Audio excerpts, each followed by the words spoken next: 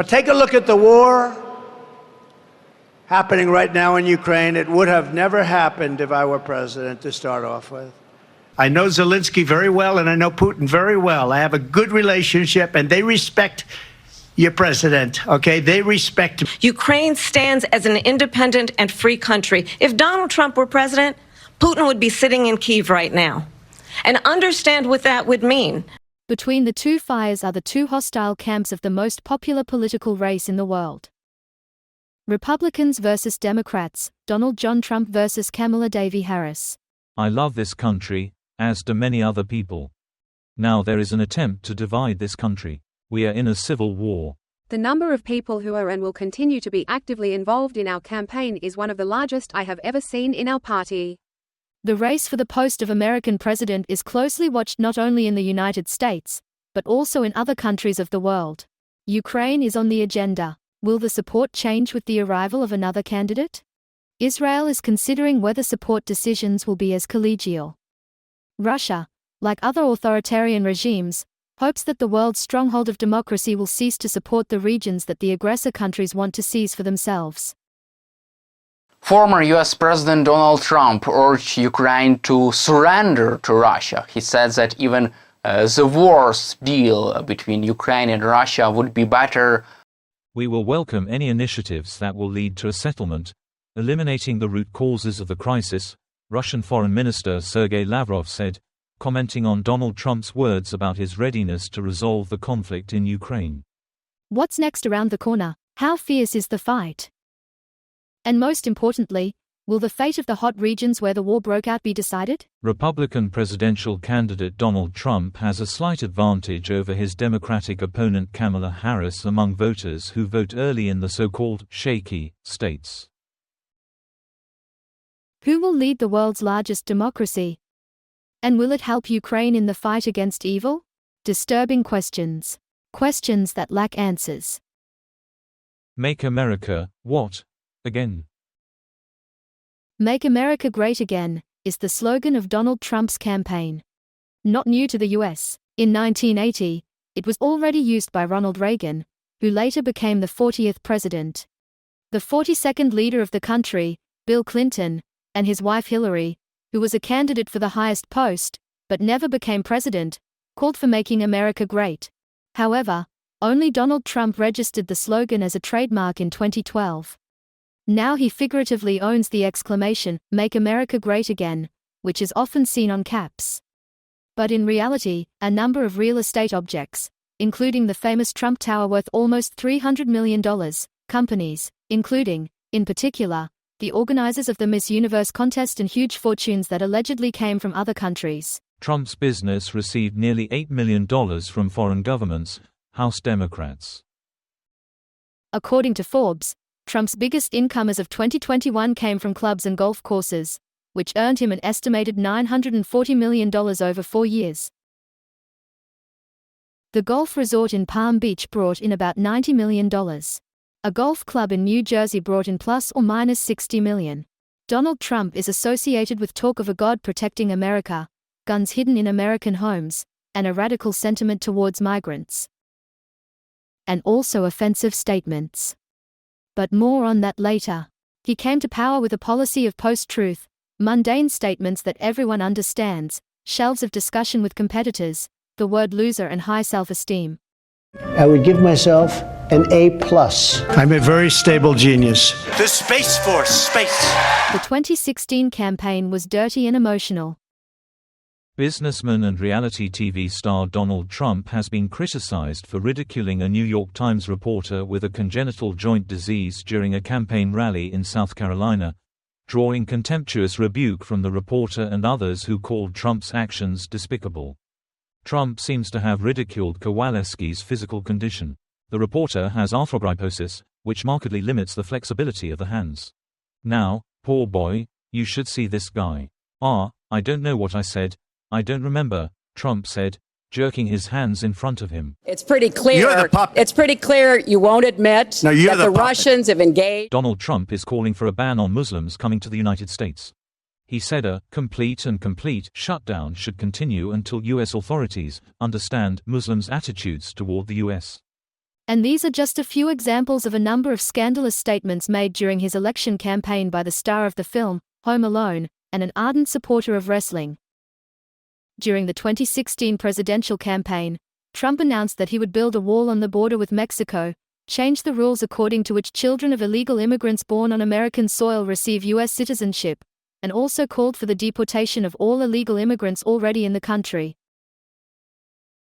He appealed to a radical audience, played on emotions and sometimes committed ridiculous acts that lowered, but did not collapse the rating. And it paid off. Trump won the 2016 campaign and officially became the 45th President of the United States on January 20 of the following year. His reign was as unpredictable as the election campaign. He did launch the construction of a wall on the border with Mexico, reversed his predecessor Obama's health care reform, despite promising to eliminate the national debt in 8 years, and Trump still approved a significant increase in government spending and tax cuts in 2017. As a result, the federal budget deficit has increased by half. U.S. debt peaked after World War II. Economists agree that during the COVID-19 crisis, huge deficit spending was needed to prevent an economic cataclysm. But federal finances under Trump had become dire even before the pandemic. This happened despite the fact that the economy was booming and unemployment was at historically low levels. According to the Trump administration's description, the level of public debt before the pandemic was already a crisis and a serious threat. A certain economic crisis, a harsh policy towards migrants, statements where it is necessary and not necessary led to the fact that the rating of the 45th began to fall. Of course, the opposing party tried to take advantage of this. The Democrats searched for a weighty reason and found it. And it was connected with Ukraine. The then Speaker of the U.S. House of Representatives, Nancy Pelosi, initiated an impeachment inquiry on September 24, 2019. An anonymous informant claimed alleged pressure from Donald Trump on Ukrainian President Volodymyr Zelensky. It was about the alleged desire of the American leader to persuade the Ukrainian authorities to investigate the involvement in corruption schemes of Hunter Biden, the son of former Vice President Joe Biden, in exchange for financial and military assistance. In a complaint filed with the U.S. Intelligence Community Inspector General in August 2019, an anonymous whistleblower who turned out to be a CIA employee said that during a phone call with Ukraine's president, Trump strongly hinted that nearly $400 million in security assistance approved by Congress would only be allocated if Zelensky complied with two requests that Trump began with the words, "I would like for you to do us a favor." The first request was for Zelensky to search his country for a computer server used by the Democratic National Committee. In 2016, hackers stole thousands of confidential emails from it. Later, they were published by WikiLeaks, an international organization that deals with leaks of classified information. First of all, suspicions fell on Russian hackers, but Donald Trump seems to believe in CrowdStrike, a conspiracy theory according to which the server was secretly transported to Ukraine and hidden there so that the FBI could not verify its contents. This conspiracy theory says that the hackers were not Russian, but Ukrainian. Obviously, this is a lie, but Donald Trump still called on Zelensky to investigate in his country. Trump's second request was for Zelensky to investigate an unsubstantiated allegation about Joe Biden's motivation to pressure Ukrainian government in 2015 to fire Ukraine's then Prosecutor General Viktor Shokin. According to another conspiracy theory, Biden, as vice president in the Obama administration, did not hesitate to remove Shokin in order to stop the investigation into the Ukrainian gas company Burisma Holdings, which threatened to expose the wrongdoing of Hunter Biden, who was then a member of the company's board of directors. In fact, by 2015, this investigation was closed. During a discussion with members of the Council on Foreign Relations in 2018, Joe Biden said that he called for the removal of Shokin because the then Ukrainian Attorney General refused to investigate major corruption cases. Calling for Shokin's resignation, Biden reinforced the criticism already expressed by the European Union and the International Monetary Fund, among other international institutions. In 2016, Ukrainian parliament voted to dismiss Shokin from the post of Prosecutor General. No credible evidence of Biden's alleged corrupt motives or his son's alleged wrongdoing has ever been presented. However, Trump still called Zelensky asking him to investigate conspiracy theories. It is not surprising that the aura of the 45th President of the United States is quite mysterious, because he is the central figure of the QAnon conspiracy theory, who is not a messiah who is supposed to save the world from the Illuminati, reptilians and pedophiles. Essentially, QAnon is a widespread, completely unfounded theory that says President Trump is waging a secret war against elite Satan-worshipping pedophiles in government, business, and the media. QAnon believers speculate that this fight will lead to a day of reckoning when famous people such as former presidential candidate Hillary Clinton are arrested and executed.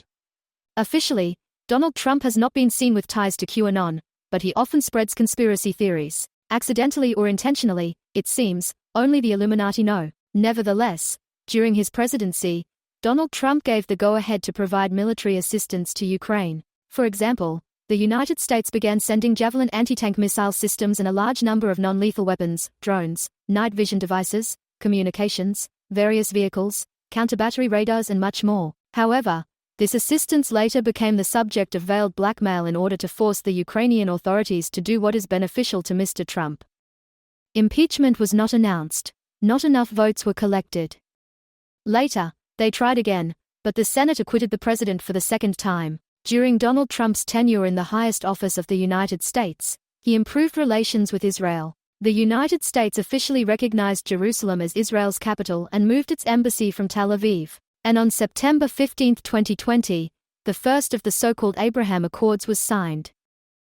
This is an agreement to normalize the resumption of diplomatic relations between the United Arab Emirates, Bahrain and Israel. A little later, relations of the Jewish state with Morocco and Sudan were restored. Trump has also said that he considers Iran a great threat to the United States. In 2018, he said that America was withdrawing from the Joint Comprehensive Plan of Action, the Iran nuclear deal, and signed an order to renew sanctions against Tehran. At the same time, he said that any country that helps Iran in the implementation of its nuclear program could also fall under the sanctions of the United States. Donald Trump started a trade war with China and pulled the United States out of the Trans-Pacific Partnership Trade Agreement and the Paris Agreement on climate change. He even met with North Korean leader Kim Jong-un several times, but made no progress in nuclear disarmament of the DPRK. Nothing. Terrifying success with North Korea will be achieved by Russian dictator Putin. But during his presidency, Trump hardly thinks about it. From the moment I entered the Russian land, I felt the fighting spirit of Egyptian reality and became a direct witness. Donald Trump tried to stay in office yet, but he never succeeded. He never managed to become 46th because Democrat Joe Biden came to power. Will it be possible to become the 47th? What will America be like under Trump? A story not just about Kamala when we fight, we, what? Exclamation mark. When we fight, we win. This is the slogan of U.S. presidential candidate Kamala Harris. The 2024 election race is notable for its political aggressiveness. If Obama once said a gentle and encouraging, "Yes, we can," now candidates need something more belligerent, at least those who dare to oppose Donald Trump. The inspiring crowd listening to Harris's speeches is different from those who caught balloons from Hillary Clinton's hands in 2016. Now they are determined to fight to win. One, that he is unfit to serve, that he is unstable, that he is dangerous. Vice President Kamala Harris is a kind of salvation for the Democrats. Young, confident and famous, she revived the election race after Joe Biden got tired. President Biden told a meeting of Democratic governors that he needed to sleep more and work fewer hours, including limiting events after 8 p.m., according to two people who attended the meeting. Wednesday's remarks were a clear confirmation of fatigue on the part of the 81-year-old president during a meeting aimed at reassuring more than 24 of his most important supporters that he is still doing his job and capable of launching an active campaign against former President Donald Trump. Apparently, after these words said in July 2024, he really decided to rest more, because in a few weeks he withdrew his candidacy from the elections. In his explanatory letter, Joe Biden wrote the following: "I believe it is in the best interest of my party and country if I resign and focus solely on serving as president for the remainder of my term." So, The official Democratic candidate is the child of immigrant parents, former Attorney General and former Secretary of Justice of the U.S. state of California, politician Kamala Harris. In 2021, she became vice president. During her career, she fought for human rights, equality, and justice. In 2021, Biden tasked her with tackling the causes of migration in their countries of origin. "I can't think of anyone more qualified for this," Biden said of Harris. "When she speaks on my behalf." But this task eventually went sideways for Harris. Despite her efforts and meetings with Latin American leaders, the number of illegal border crossings increased and reached a new record last year. Republicans immediately dubbed her the Queen of Borders and sharply criticized her for not reducing the number of migrants entering the United States. During the full-scale invasion, the U.S. Democratic Party has become a kind of engine to support Ukraine in resisting the aggressive invasion of the Russian Federation. Joe Biden's speeches in the United States, his visit at the beginning of the invasion of Poland, his visit to Kiev on the eve of the anniversary of the Great War, even more speeches, even more support, in words. But there should be no doubt. Our support for Ukraine will not waver. NATO will not be divided, and we will not tire.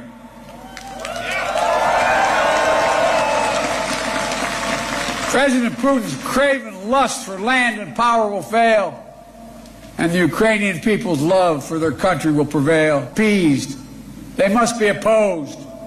Autocrats only understand one word: no, no, no. No, you will not take my country. No, you will not take my freedom. No, you will not take my future. And I'll repeat tonight what I said last year in the same place. A dictator bent on rebuilding an empire will never be able to... Fatigue from the war did appear, however, not among Ukrainians, who continue to fight for their right to exist with blood and sweat, but among Western politicians, who sometimes conceded about whether to continue helping. Therefore, assistance to Ukraine has again become the subject of political discussions. Without receiving any border policy changes from the Senate, the House of Representatives will have to continue to work on these important issues as it sees fit. America deserves better than the status quo of the Senate. In the end, in April 2024, the frozen aid to Ukraine was approved. It was too late to save Avdiivka in the Donetsk region. However, there was still a chance that Western weapons and ammunition would help hold the front. Joe Biden was getting tired, and this began to worry the Democrats more and more. And now I want to hand it over to the president of Ukraine, who has as much courage as he has determination. Ladies and gentlemen, President Putin. President Putin. He's going to beat President Putin. President Zelensky. I'm so focused on beating Putin, we got to worry about it. Anyway, Mr. President. I'm better. You are a hell of a lot better. Thank you so much. All the good guys give up sometimes. All good guys grow old over time. Joseph Biden was 81 years old at the time of the debate with Donald Trump. His opponent was only 3 years younger, but he looked like that guy, a bad guy.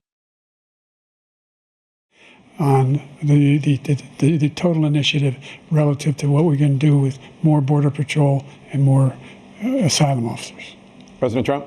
I really don't know what he said at the end of that sentence. I don't think he knows what he said either. Look. After this debate, the situation escalated, and Kamala, who was much younger than these guys, came to save her. I have helped mobilize more than 50 countries around the world to defend against Putin's aggression. And as president, I will stand firmly with Ukraine and our NATO allies. The US has helped Ukraine maintain its independence and, in some ways, weaken Russia. Kamala Harris says no talk of Ukraine without Ukraine. But what were these conversations like at first? Journalist Simon Schuster writes for Time magazine that in mid-February 2022, Vice President Kamala Harris flew to Europe to carry out a critical mission on the world stage. Nearly 200,000 Russian troops were then stationed near Ukraine's borders, and their invasion would be one of the biggest challenges in a decade to the US-led international order. The Biden administration has sent Ms. Harris to help Europeans cope with. During the Munich meeting, Zelensky allegedly called on the United States to impose preemptive sanctions on Russia, claiming that this would force Putin to reconsider his decision to invade.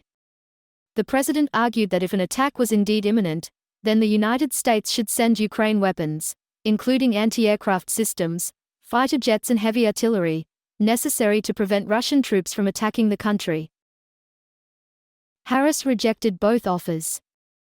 The United States cannot impose preemptive sanctions on Russia because punishment can only come after a crime, she said. In her book, Bob Woodward, deputy editor of The Washington Post, writes that Harris allegedly demanded that Zelensky develop a plan that would ensure stability if the Ukrainian president was captured or killed.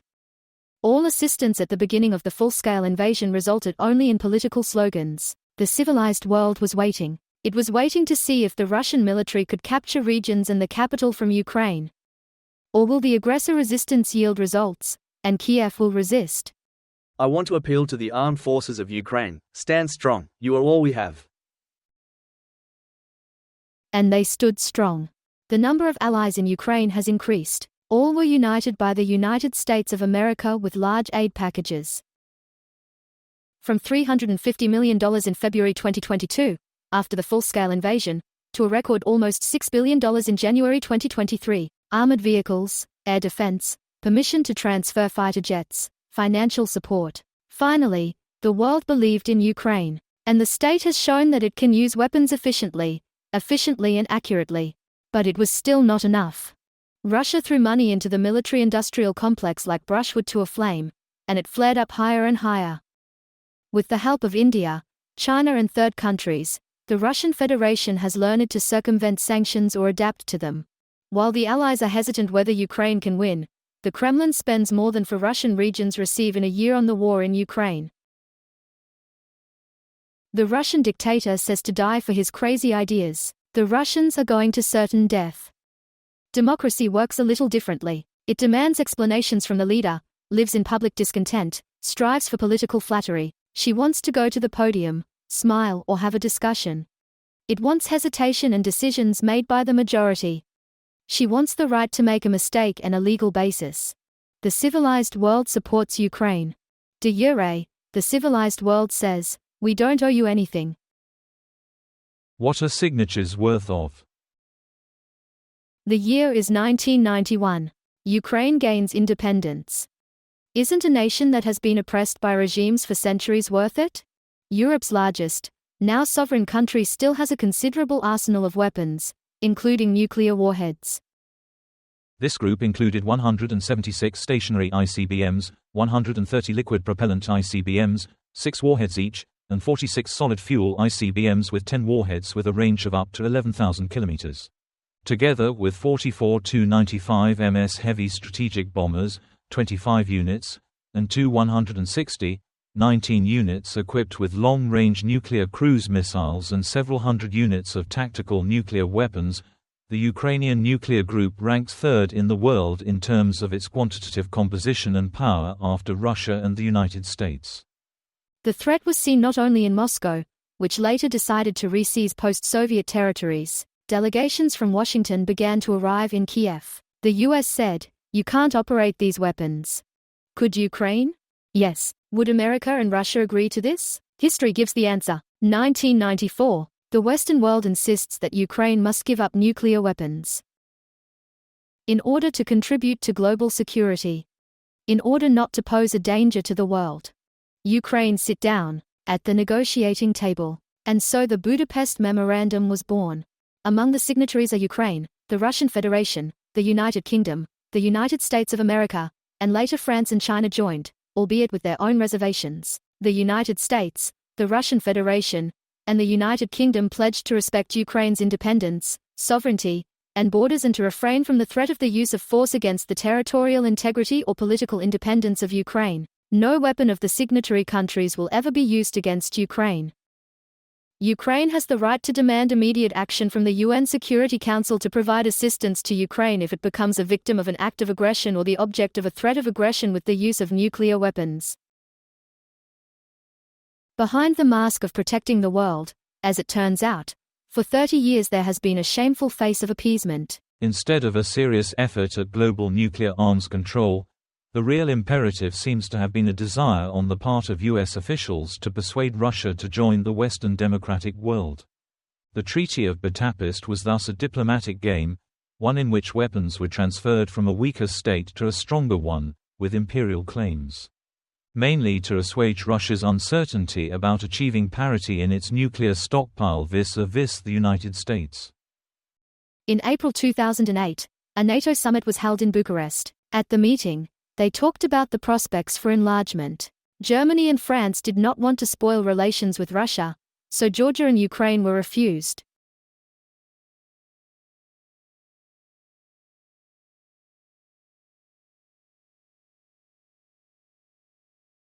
Ukraine's accession decision was postponed to December, but effectively delayed indefinitely. Georgia also wasn't accepted into the Union. They promised an open door without a plan. A policy neither of protection nor defense. A policy of appeasement that did not work, but only flattered the aggressor and showed it. The Western world fears the word escalation more than the scorching of earth on the territory of Europe's largest country. It is in 2014 that Ukraine will remember the Budapest memorandum, but the reaction of the collective West will be weak. Training of the Ukrainian military, ammunition, and again Ukraine sit down at the negotiating table, this time with the violator of the Budapest memorandum, Russia. According to historian Yuri Mitrofanenko, even then some Ukrainians were aware that the Budapest memorandum was fraught with danger. Experienced lawyers said you were deceived. You received guarantees without a defined mechanism for obtaining them. And secondly, any international agreement must be ratified. The memorandum hasn't been approved by the US, UK, and Russian parliaments. When they say it's just a piece of paper, it's true regarding obligations. If we talk about moral responsibility, it's a different matter. 8 years of war, the world will try to appease the dictator in various ways. Insufficient sanctions and little support for Ukraine. Once again, the Budapest memorandum will be mentioned by Ukrainian President Volodymyr Zelensky in Munich at the 2022 Security Conference. A few days before the full-scale war. The global security architecture is fragile and needs to be updated. The rules that the world agreed on decades ago, they no longer work, they do not keep up with new threats, they are not effective in overcoming them. The policy of appeasement has yielded results. Russia invaded Ukraine, not even hiding it with quasi-republics, little green men, except to slightly veil everything with pseudo-history. Other autocratic regimes in the world are watching this and drawing their own conclusions. They create a kind of axis of evil, where the Kremlin unites Iran and North Korea around itself, where China stands aside, but offers initiatives that are beneficial to Russia, or helps to maintain the state budget of the aggressor country, creating dependence of the ruble on the yuan. The war in Ukraine, instability in the Middle East, threats to South Korea from the DPRK, which is building up its forces. The US is still the global bulwark of democracy, helping it but not saving it completely. Therefore, the Budapest Memorandum and its almost zero validity were remembered in 2024. Which of these great countries, of all nuclear powers? Which of these countries is affected? All? No. 1. Ukraine. Who gave away the nuclear weapons? All? No. 1. Which one? Ukraine. Which is fighting today? Ukraine. That's why it ends up this way. And in a conversation with Donald Trump, I told him, this is how we do it. What is the way out? Either there will be nuclear weapons in Ukraine, and then it is protection for us, or we must have some kind of alliance. Apart from NATO, we don't know any functioning alliances today. Who's next? On November 5, 2024, the world will definitely change. At least, he will stop guessing who will lead the United States for the next 4 years. The fate of Ukraine may also change. Kamala Harris is determined to continue supporting the country defending itself against Russia. Donald Trump often changes his mind, but still starts from the thesis that aid to Ukraine should be reduced or stopped, but also sit down at the negotiating table with the Russian Federation. The closer the elections, the more radical the theses of the rivals become. Get that fat off the couch. Tell him to go and vote for Trump. He's going to save our country. In order to win votes, they resort to different things. On the agenda are taxes, medicine, trade, and the border with Mexico. These items in the candidates' programs have been traditional for many years. Ukraine is also on the list. Former President Donald Trump twice refused to answer directly during the debate whether he wants U.S. ally Ukraine to win the war. Meanwhile, Vice President Kamala Harris praised U.S. and NATO support for Ukraine in its fight against Russia's invasion so far and urged it to continue. Otherwise, Putin would be sitting in Kyiv looking at the rest of Europe, starting with Poland, she said. And why don't you 800,000 Polish Americans tell you right here in Pennsylvania how quickly you'd give up for favor and what you think is friendship with a dictator who would eat you for lunch? Ukraine presented its victory plan to its allies, including the United States. It consists of 5 points: invitation to NATO, continuation of operations of the defense forces against Russia, deployment of a comprehensive non-nuclear strategic deterrence package on its territory, strategic economic potential, and the use of Ukrainian experience in the fight against the aggressor to strengthen the alliance's defense and guarantee security in Europe. Security, it is different, as you can see. Both grain corridors and financial support. Security, it is not only armed. It is also safe and economic. Economic security is an open market, a large market. The largest is the EU. We must be equal members of the EU. Therefore, when we say security guarantees, is it possible to do something that works? What works is to be offered to us. So far, the collective West is quite skeptical. There is an ongoing debate among NATO members about the invitation, and there is currently no consensus. The door is still open, but what do you need to do to get in through it? What is the alternative to NATO? Tell me, please. And my argument about Budapest, that we gave up the appropriate weapons, and that we should have exchanged weapons for NATO? So it had to be changed. Not the Budapest memorandum, but it was necessary to give up nuclear weapons and get NATO and the EU. While the West is discussing, thinking and hesitating, Russia is only increasing its powers. For example, thousands of troops from North Korea will appear on the Ukrainian fronts shortly after the US presidential election, or even before it. Iranian-made drones fly to Ukrainian homes and critical infrastructure almost every day. Mercenaries from a number of countries are going to war in Ukraine as part of the Russian army, hunting for money. Western chips are still part of the Kremlin's weaponry. The head of Ukrainian intelligence, Kirilo Budanov, said that the only way to block the Kremlin's ability to guide missiles is to stop the flow of semiconductors to Russia. However, everyone averts their eyes from what is happening. If you open any of these missiles or drones, you will see for yourself that they are full of Western components. Companies can say that they don't sell anything to Russia, that they just sell to some intermediaries. But that doesn't change the fact that these parts are coming to Russia in huge volumes. Hesitation, a desire to appease, not stop. The collective US-led measure has so far remained soft.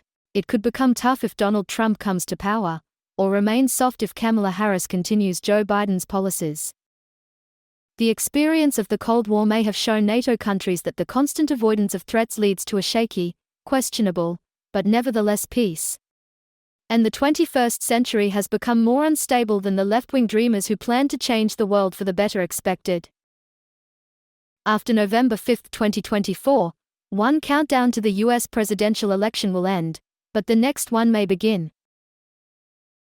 Polish President Andrzej Duda said in August that Putin plans to attack a NATO country in 2026 to 27. Earlier, Ukrainian presidents, intelligence, as well as the head of the NATO Military Committee, Rob Bauer, and a number of other European and American officials spoke about this. And all this against the backdrop of Donald Trump's statements about his desire to reduce funding for European members of the alliance. Is Europe rearmed? Is the United States ready for a large-scale confrontation? Only the time will show, the countdown of which has already begun.